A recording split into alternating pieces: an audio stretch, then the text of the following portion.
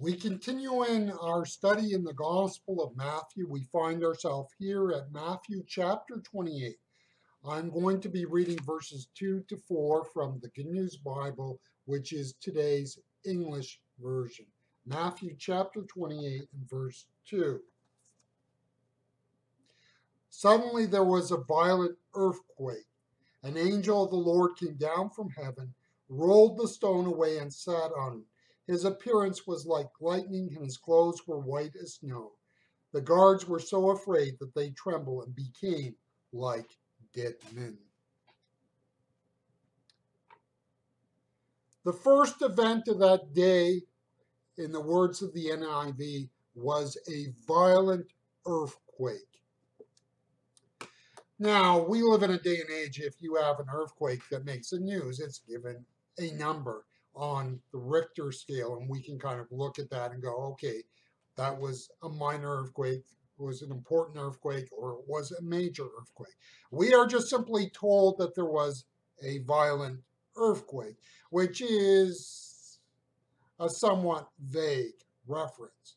It was probably an earthquake that was felt decisively, completely in Jerusalem. And what we're saying is it's not just something that people felt, but what they heard. And what do I mean by that? Well, we all understand that when you have a large enough earthquake that you have things falling off the shelf. So the crash of smashing crockery hitting the floor, for example, as things come off the shelf and the buildings would rattle, would tell people that there was something going on. If you were in Jerusalem that day, there would have been no doubt that something was happening. And most times and places, people are somewhat superstitious. In other words, I'm saying to you, given that it was the first day of the week and it was dawn, there's a good chance that people would look at this and go, ooh, there's something about this that says that something important's happening. The fact that this signals the start of the week would not have probably gone unnoticed. Now, when we look at the guards, the assumption is that they were probably a unit of 4. That seems to be the kind of the way the Roman military did things. It wasn't 1 or 2. It would be 4, probably guards, could be more. They were there to ensure that no one did anything to the tomb. Romans were, as a rule, not above being superstitious, and we would say that they would be more so than the Jews at that time. Though understand, do not think that because the people were Jewish, that they were somehow immune from the superstitions of their day and age. We can make the mistake of assuming that when we say these people were Jewish, we mean that in a strictly religious sense.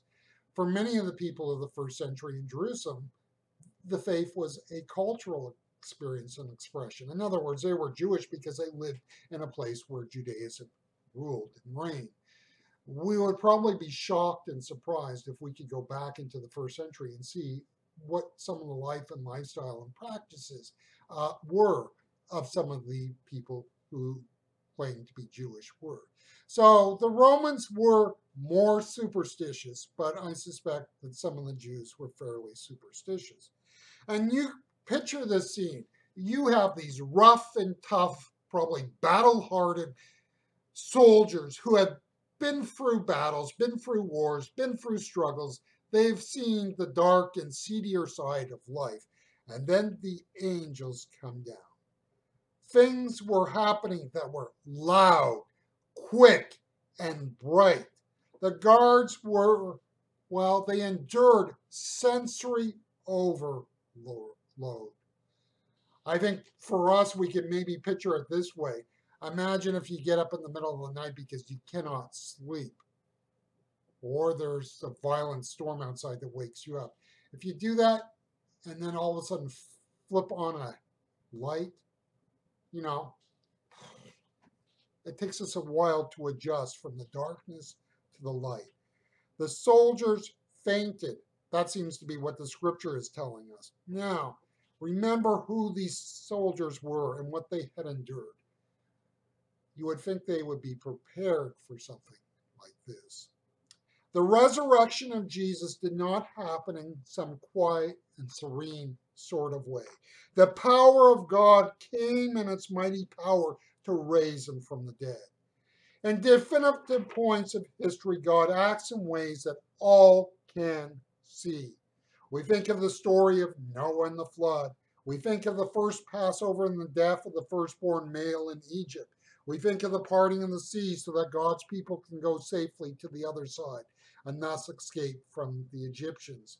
We can think of Joshua and the leading of the people around the walls of Jericho. We can think of God allowing the Babylonians to destroy the Temple of Jerusalem in 587 BCE. In other words, when God works and moves, there's times when he does so in such a way that there is no question, no uncertainty that he is there. The resurrection of Jesus was not something that only the initiated would be aware of. The fact that there were people who saw and experienced what God was doing and were not able to respond in ways that were appropriate is consistent with what has happened in all of history. The resurrection of Jesus is a template for the second coming of Jesus. People may scoff at the idea of Jesus returning again, much like the people scoffed at the idea of Jesus rising again on the third day. People may think they will be able to ignore the second coming of Jesus. I'm sure people that back then thought they could ignore the resurrection of Jesus. The reality is that when Jesus actually returns, there will be no denying it. Now, the difference between his second coming and the resurrection is that one was a localized event. The return of Jesus will be an event that impacts all the world.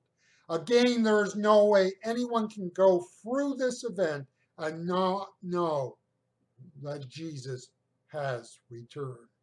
And the way that Jesus rose from the dead in power and might means we know that he will return in power and might and establish his kingdom forevermore.